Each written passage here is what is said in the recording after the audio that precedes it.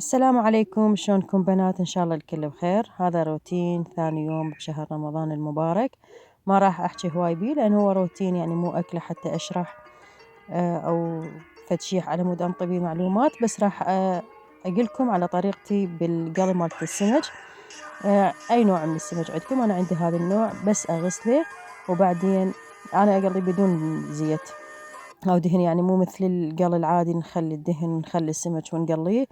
هم صحي، هاي طريقته صحي أكثر، وهم تبقى الطباخ نظيفة، وهم ماكو زفرة بالبيت.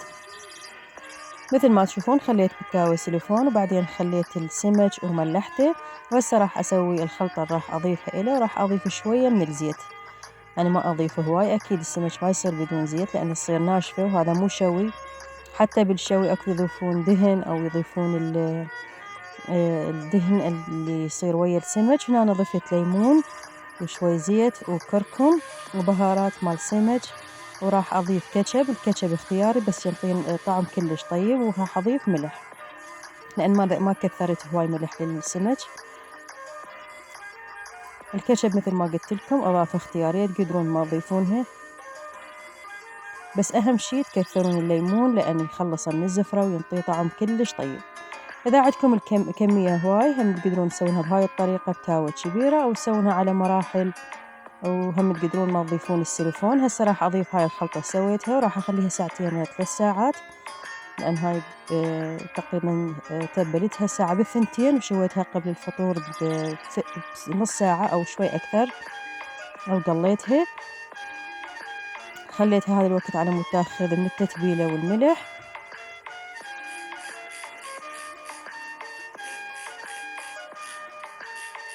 هم أسرع وأطيب أنا أشوفها، والبيت مثل ما قلت لكم يبقى بدون زفرة. هنا أنا خليتها على النار بالبداية بالطباخ بس تقريبا 10 دقائق، أقل من 10 دقائق بس استوت من جوا. طفيتها ودخلتها للفرن، الفرن علقته من فوق بس خذت لون ذهبي. طفيتها، هم ما أخذت هواي وقت بالفرن. شوفوا هذا شكلها نفس القلي العادي بالضبط، بس الطعم أطيب. وهنا أنا راح أسوي نوم وبصرة، راح أخليكم بالفيديو تشوفون، خاف أدوخكم بالحكي. هذا النومي راح أسويه سريع، يعني مو مثل النوم اللي نسويه قبل يومين أو 3 ننقع النومي ونخليه إلى أن ينقع براحته. لا، هذا أسويه سريع على النار.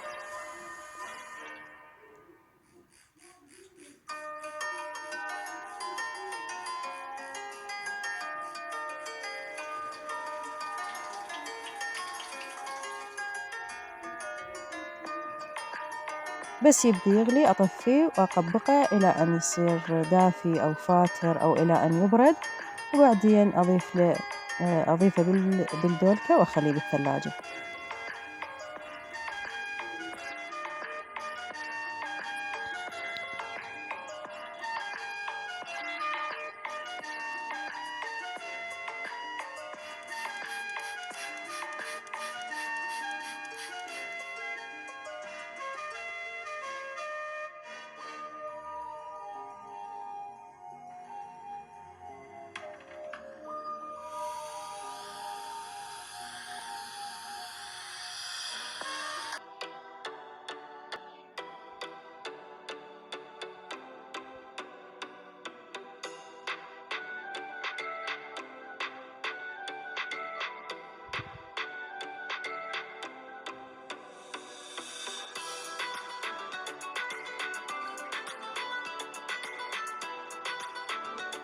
هنا أنا سويت اللبن هم الطريقة واضحة، روبة وليمون وملح وماي وخلطتهم بالخلاط.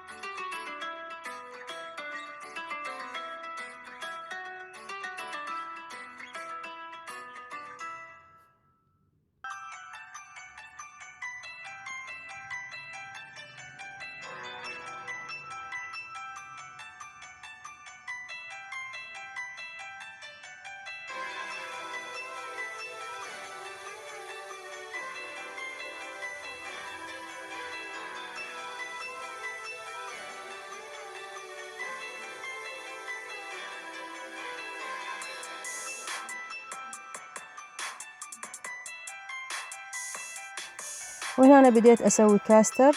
ضفت 3 أكواب من الماي، 3 خواشيق من الحليب الباودر، و3 خواشيق من الكاستر، والشكر حسب الرغبة. خلطتهم على البارد وبعدين خليتهم على النار بس طخن. ضفت له ماي ورد وبعدين صبيته بالكاسات.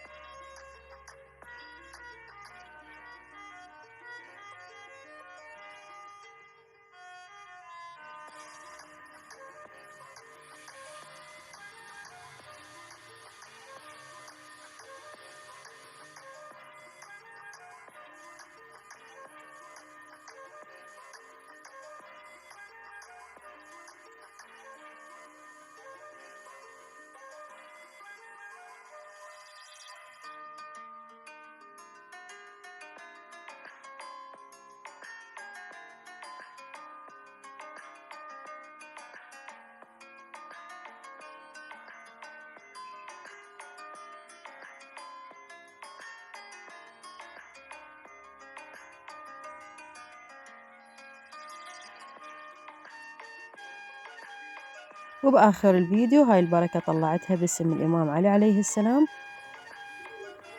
شفتوا الفيديو إن شاء الله عجبكم، لا تنسوني باللايك والاشتراك، والسلام عليكم ورحمة الله وبركاته.